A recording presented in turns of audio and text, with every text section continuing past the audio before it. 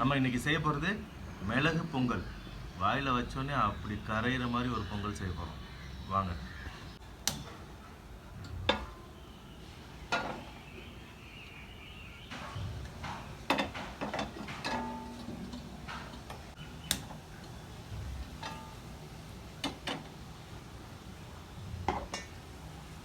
First 2 பாத்திரத்தில் நம்ம தண்ணி ஊற்றிக்க போகிறோம்.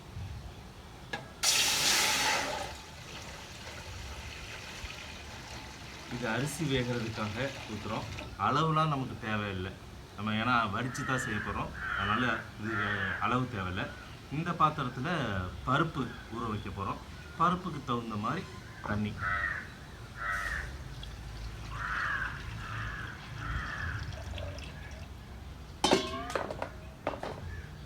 ஓகே, இந்த அளவு போதும். கொஞ்சம் தண்ணி கொதிட்டும், அதுக்கப்புறமா நம்ம அரிசியும் பருப்பையும் நம்ம போட்டு வேக விட்டுடலாம். தண்ணி இப்போ சூடாயிடுச்சு. நம்ம ஒரு 10 நிமிஷம் முன்னாடியே எடுத்து ஊற வச்சுருக்கிற பச்சரிசி அது தண்ணியை வடிகட்டிடலாம்.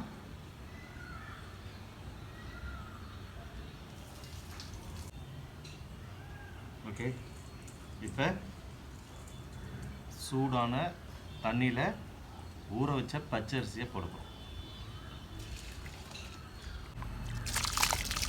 இதில் பாருங்களேன், தண்ணி கொஞ்சம் எக்ஸ்ட்ரா இருக்க மாதிரியே இருக்கும். நம்ம ஏன்னா வடித்து தான் செய்ய போகிறோம், அதனால் தண்ணி கொஞ்சம் எக்ஸ்ட்ராவே வச்சுக்கிறோம்.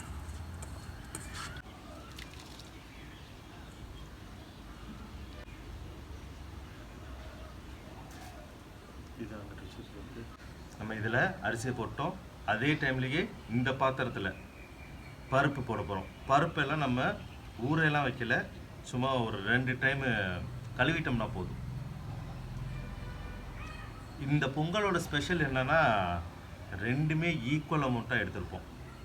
அரிசியும் 1 டம்ளர், பருப்பும் பாசி பருப்பும் 1 டம்ளர். இதை கழுவிக்கலாம்.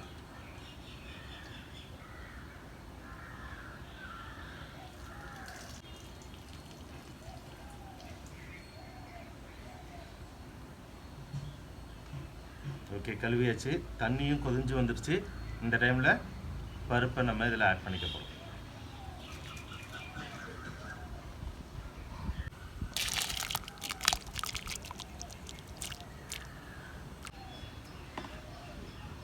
நம்ம ரெண்டுமே இப்போ தனித்தனியாக வேக வச்சு பொங்கல் செய்ய போகிறோம். பொங்கல்னாவே எல்லாருமே ஒன்றா வேக வச்சு தானே செய்வோம். இது தனித்தனியாக வேக வச்சு செய்யும்போது ரெண்டுமே நல்லா மசிஞ்சு வரதை நம்மளே கண் கூட பார்க்கலாம். அதை பார்த்ததுக்கப்புறமா அதை மிக்ஸ் பண்ணி சாப்பிடும்போது சூப்பராக இருக்கும். நம்ம இதில் எதுவுமே உப்பு மஞ்சள் எதுவுமே ஆட் பண்ண போகிறதில்ல, அப்படியே ப்ளைனாக வாட்டரில் வேக வைக்க போகிறோம்.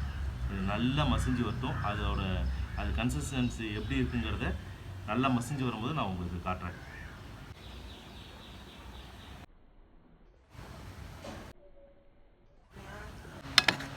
அரிசி வெந்துருச்சான்னு பார்ப்போம். இந்த பதம் பத்தாது. இது நம்ம நார்மலாக சாப்பிட்ற மாதிரி இருக்குது. அதோட கொஞ்சம் வெந்திருக்கு, ஆனால் இன்னும் கொஞ்சம் வெந்துட்டும். அதாவது அப்படியே நல்லா மசிச்சு கொடுப்போம்ல, அந்த மாதிரி தயிர் சாதத்துக்கு குழந்தைங்களுக்கெல்லாம் மசிச்சு கொடுப்போம்ல, அந்த பதத்துக்கு வேகட்டும். அது வரைக்கும் கொஞ்சம் வெயிட் பண்ணலாம். ஓகே, பாதி குக்காக இருக்குது.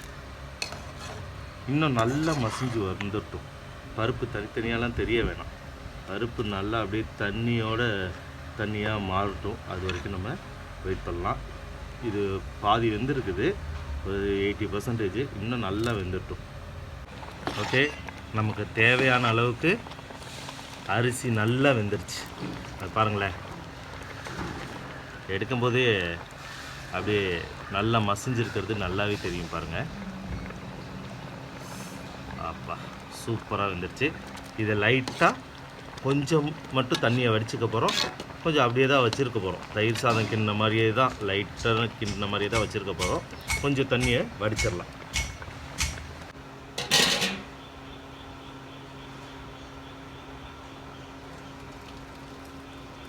இந்த மீதி சாப்பாட்டில் இதில் இருக்கிற தண்ணியை கொஞ்சம் அப்படியே வச்சுக்கலாம். ரொம்ப ட்ரைன் பண்ணிட வேணாம், கொஞ்சம் லைட்டாக தண்ணி இருக்கணும். ஓகே, பாருங்களேன், இந்த தண்ணி அளவு இருக்கட்டும்.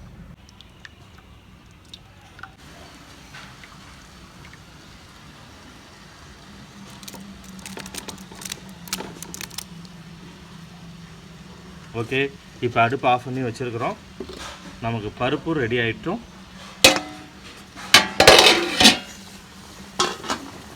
ஓகே, பருப்பும் நல்லா வெந்து வந்திருக்கு.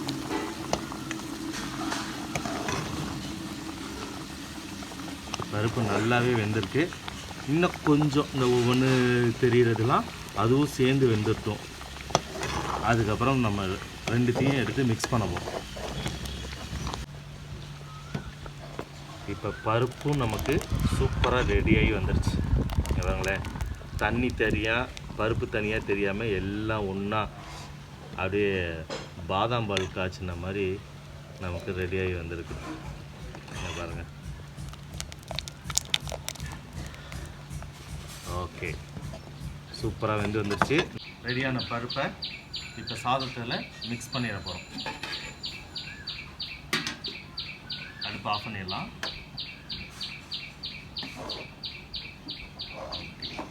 நல்லா ஒரு கிண்டி விட்டுட்டு அப்படியே எடுத்து ஆட் பண்ணிடலாம்.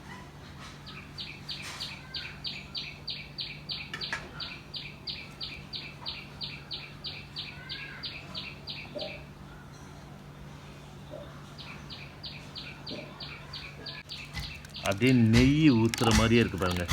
விளம்பரத்துல எல்லாம் பார்ப்போம்ல, மணலாய் நெய் அப்படிங்கிற மாதிரியே அது மாதிரி இருக்குது.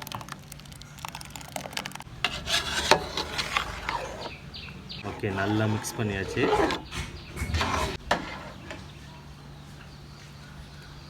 பாருங்கள், அப்படியே நல்லா சூப்பராக லைட்டான தண்ணி இருக்க மாதிரியும் அப்படியே அந்த ஒரு கஞ்சி பதம் அந்த ஸ்டேஜில் இருக்குது. சரி, இப்போ அடுப்பை பற்ற வச்சுக்கலாம். அடுப்பை மீடியம் ஃப்ளேமில் வச்சிடறோம். ரொம்ப கம்மியாக வச்சிடறோம். ஓகே, இப்போ நம்ம என்ன ஆட் பண்ண போகிறோம்னா உப்பு. நம்ம சாப்பாட்டுக்கு தகுந்த அளவுக்கு நம்ம ஒவ்வொருத்தவங்க உப்பு அதிகமாக சாப்பிடுவாங்க, ஒவ்வொருத்தவங்க உப்பு கம்மியாக சாப்பிடுவாங்க. அதுக்கு தகுந்த அளவுக்கு நம்ம உப்பு ஆட் பண்ணிக்க போகிறோம். அடுத்தது இஞ்சி. நல்லா குட்டி குட்டியாக கட் பண்ணி வச்சுருக்கிற இஞ்சி. நிறைய பேர் இஞ்சியை வந்து எண்ணெயில் போட்டு தான் எடுப்பாங்க. நம்ம அது மாதிரி பண்ண போகிறதில்ல. இந்த சாதத்துலேயே லைட்டாக வெந்துட்டு இருக்கிறதுலேயே நம்ம போட்டுருப்போம். நம்ம எப்படி கட் பண்ணி வச்சுருக்கோன்னு பாருங்களேன். நல்லா குட்டி குட்டியாக இருக்கும். இதை அப்படியே ஆட் பண்ணிட போகிறோம்.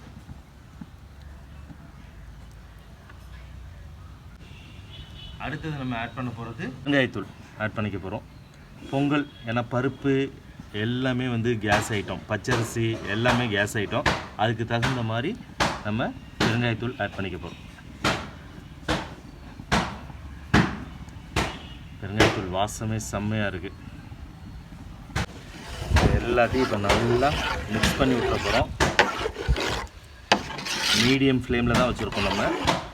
இப்போ நம்ம ஒன்று ஆட் பண்ண போகிறோம். ஓகே, நம்ம இப்போ ஆட் பண்ண போகிறது ரவை உப்புமானாவே நிறைய பேருக்கு பிடிக்காது. என்னடா பொங்கலில் போய் ரவை போட்டால் எப்படா சாப்பிடுறதுன்னு யோசிப்பாங்க. ஆனால் இதில் ஆட் பண்ணி பாருங்கள், டேஸ்ட்டும் நல்லாயிருக்கும். நமக்கு பொங்கல் அப்படியே கொஞ்சம் தண்ணியாட்ட இருக்கிற மாதிரி இருக்கும். இப்போ இதை ஆட் பண்ணிட்டோன்னு வச்சுங்களேன், அந்த கன்சிஸ்டன்சி நல்லாயிடும். எடுத்து சாப்பிட்றதுக்கும் சூப்பராக இருக்கும். அப்படியே கொட்டிடக்கூடாது, சும்மா கொஞ்சம் கொஞ்சமாக கொட்டி விட்டு அப்படியே கிண்டி விட்டுக்குங்க. லைட்டாக போட்டு கிண்டிகிட்டே இருக்கணும். நமக்கு எந்த பக்குவம் போதும்னு நினைக்கிறோமோ. சிலருக்கெல்லாம் பொங்கல் ரொம்ப தண்ணியாக இருந்தால் பிடிக்கும், அப்படியே ஸ்பூனில் போட்டு சாப்பிடுவாங்க. சிலர்லாம் எடுத்து வலித்து சாப்பிடுவாங்க. அது மாதிரி எந்த பக்குவம் வேணும் அப்படிங்கிறத நம்ம தான் முடிவு பண்ணிக்கணும். நம்ம எடுத்துகிட்ட எல்லா ரவையும் போடணுங்கிற அவசியம் கிடையாது. இந்த ரவை வேகிறதுக்காக கொஞ்சம் ஒரு ஹை ஃப்ளேமில் ஒரு நிமிஷம் ஒரு 2 நிமிஷம் வைக்க போகிறோம். ரவை போட்டதுக்கப்புறமா பாருங்கள் அதோட கன்சிஸ்டன்சி எப்படி இருக்குன்ட்டு. கிண்டுறதுக்குமே கொஞ்சம் டைட்டாக இருக்குது. அது பாருங்கள், நமக்கு இந்த பக்கம் போதும். ஓகே, அவ்வளோதான். ஒரு 2 நிமிஷம் வெந்துருச்சு. இப்போ அடுப்பு ஆஃப் பண்ணிவிட்டு மூடி போட்டு வச்சிடலாம். நம்ம அதுக்குள்ளே தாளிப்புக்கு ரெடி பண்ணிடலாம். அதுதான், சும்மா தம்மில் இருக்க மாதிரி இருக்கட்டும். தாளிப்புக்கு ரெடி பண்ணுறோம். சட்டி காஞ்சிருச்சு. நம்ம இப்போ ஆயில் எடுத்துக்கிறோம். நம்ம வேறு எந்த எண்ணெயும் யூஸ் பண்ணல. கடலை எண்ணெயோ தேங்காய் எண்ணெயோ நல்லெண்ணெயோ எது ஊற்றினாலும் அதோட டேஸ்ட் வந்துடும். நம்ம அதனால் ரீஃபண்ட் ஆயில் தான் எடுத்துக்கிறோம். நம்ம சாப்பாட்டுக்கு தகுந்த அளவுக்கு ஆயில் எடுத்துக்க போகிறோம்.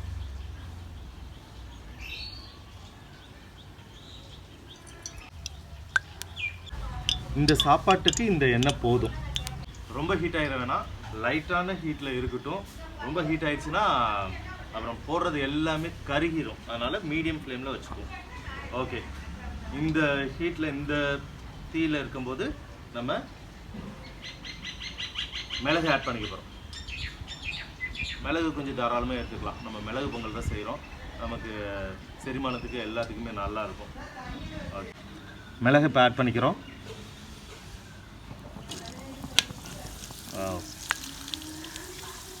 நல்லா பொரிஞ்சு வருது.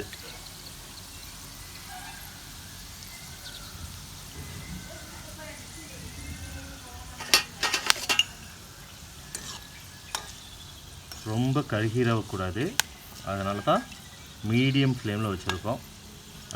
இப்போ இந்த பொரியிறது அடங்கினோன்னே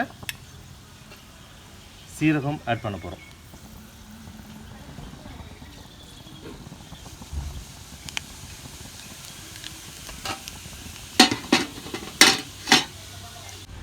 சீரகம் நல்லா பொரிஞ்சு வந்துருச்சு. இப்போ நெருப்பை ஆஃப் பண்ணிடலாம். ஆஃப் பண்ணிவிட்டு நம்ம கழுவி வச்சுருக்கிற கருவேப்பிலையை இதில் ஆட் பண்ண போகிறோம்.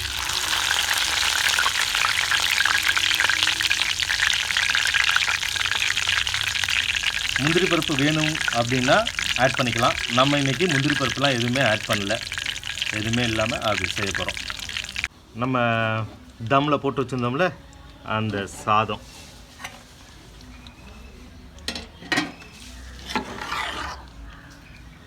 அந்த ரவை எல்லாம் நல்லா வெந்து இருக்குது.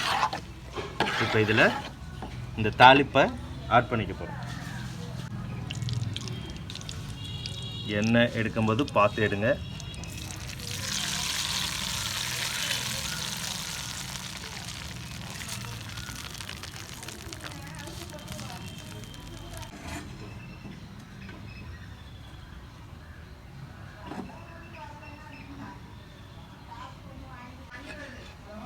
இப்போ நம்ம இதை அவ்வளோதான் கிண்டி விட்டுற போகிறோம். நல்லா மிக்ஸ் பண்ணிடுறோம். இந்த லெவலுக்கு எண்ணெய் ஊற்றி வச்சுருந்தோன்னு வச்சுங்களேன், நமக்கு கொஞ்சம் நேரம் ஆனோன்னு பொங்கல் கெட்டிப்படுது இல்லை. இப்போ காலையில் செய்கிறோம், ஒரு 11 மணி 12 மணி அப்படிலாம் பார்க்கும்போது கொஞ்சம் கெட்டி ஆகிடும். இப்போ ஸ்கூலுக்கெல்லாம் பொங்கல் கொண்டு போனோன்னு வச்சுங்களேன், காலையில் சாப்பிடும்போது சூப்பராக இருக்கும், மதியம் சாப்பிடும்போது டேஸ்ட் இருக்கும், இருந்தாலும் சாப்பிடும்போது அந்த ஒரு கெட்டியாக ஒரு ஃபீல் பண்ணுவோம். நம்ம இந்த அளவுக்கு எண்ணெய் ஊற்றிட்டோம்னா அந்த ஒரு ஃபீல் நமக்கு கிடைக்காது. எப்போ சாப்பிட்டாலும் காலையில் சாப்பிட்டா அதே ஃபீல் நல்லாயிருக்கும். இப்போ நல்லா இங்கே பாருங்கள், அது ஆயிலு மிளகு எல்லாமே சூப்பராக எல்லாத்துக்கூடையும் நல்லா மிக்ஸ் ஆகிடுச்சு. நம்ம நெய் வேணும் அப்படின்னா நெய் போட்டுக்கலாம், இல்லைனாலும் ஒன்றும் பிரச்சனை இல்லை. இந்த இதில் சாப்பிட்டோம்னாலுமே சூப்பராக இருக்கும். உப்பு மட்டும் உங்களுக்கு தேவையான அளவு செக் பண்ணிவிட்டு இந்த ஸ்டேஜில் ஆட் பண்ணிக்கோங்க. உப்பு கொஞ்சம் தேவைப்படுது அப்படின்னு ஃபீல் பண்ணிங்கன்னா இந்த ஸ்டேஜில் ஆட் பண்ணுங்கள். நம்ம இன்றைக்கி கொஞ்சம் நெய்யும் ஆட் பண்ணிக்கலாம். இந்த தாளிப்பு போட்ட அந்த செகண்ட்லேயே லைட்டாக ரொம்ப லைட்டாக மஞ்சத்தூள், ஏன்னா நம்ம மஞ்சளை மட்டுமே போட்டு விட்டோன்னு வச்சுங்களேன், பொங்கல் ரொம்ப எல்லோவாக கிடக்கும். சில இடத்துல எல்லாம் நம்ம சாப்பிடும்போதே பார்த்துருப்போம், பொங்கல் ரொம்ப எல்லோவாக இருக்கும். அது மாதிரி இல்லாமல் ஆகாமல் இருக்கணும்னா லைட்டாக ரொம்ப லைட்டாக ஆட் பண்ணுங்கள்.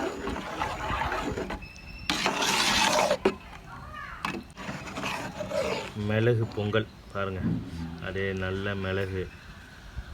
இந்த மிளகு நம்ம கடித்து சாப்பிடும்போதும் அந்த கசப்பு எதுவுமே இருக்காது, ஏன்னா நம்ம ரொம்ப கருக விடலை, அப்படியே மீடியமான ஹீட்டில் வச்சு பொரிய விட்டுருக்கோம். அதனால் நம்ம சாப்பிடும்போது எந்த ஒரு கசப்பு தன்மையோ எதுவுமே இருக்காது. மிளகு குழந்தைங்களாம் எடுத்து வைக்க மாட்டாங்க. இந்த ஸ்டேஜில் நம்ம கீ ஆட் பண்ணிக்க போகிறோம். சும்மா லைட்டாக ஒரு ஸ்பூன் மட்டும் விட்டுக்கலாம்.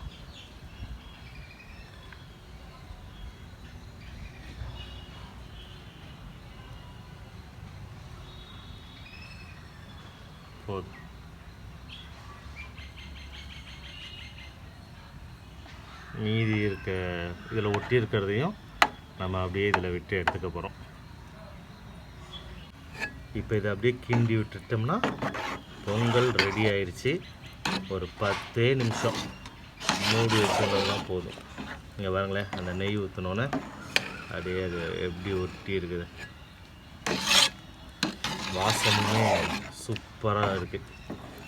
பொங்கல் வாசம் ஆளை ஏற்றி.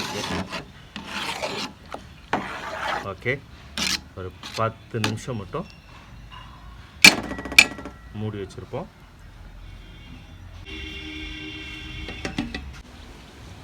ஓகே, ஒரு 10 நிமிஷம் முடிஞ்சிருச்சு. இப்போ நம்ம எடுக்கிறோம். சூப்பராக எல்லாம் எடுக்கும்போது அந்த வாசம் சூப்பராக இருக்குது. கோவிலில் எல்லாம் பொங்கல் கொடுக்கும்போது ஒரு வாசம் வரும், அந்த மாதிரி ஒரு வாசம் வருது. சாப்பிடும்போது எப்படி இருக்குன்னு பார்ப்போம். சூப்பர்.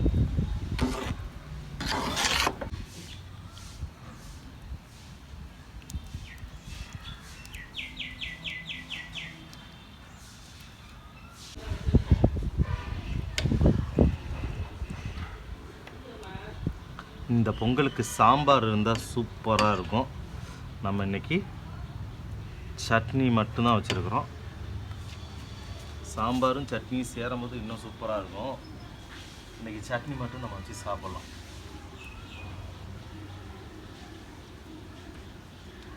ஓகே, வாங்க சாப்பிட்டு பார்ப்போம். ஃபஸ்ட்டு பொங்கலை மட்டும் தனியாக சாப்பிட்டு பார்ப்போம். டேஸ்ட் எப்படி இருக்குன்னு பார்ப்போம்.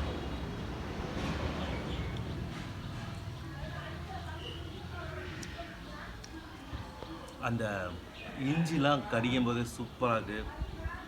அதோட டேஸ்ட்டு செம்மையாக இருக்குது. கோவிலில் சாப்பிட்ட மாதிரியே இருக்குது. இங்கே செஞ்சு சாப்பிட்டு பார்த்துட்டு சொல்லுங்கள். இப்போ ரெண்டையுமே மிக்ஸ் பண்ணி சாப்பிட்லாம், சட்னி பொங்கல். வாங்க.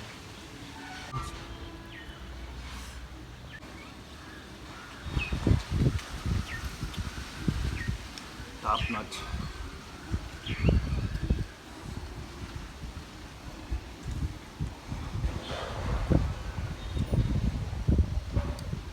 சும்மா சொல்லுங்க, உண்மையாலுமே செம்மையாக இருக்குது.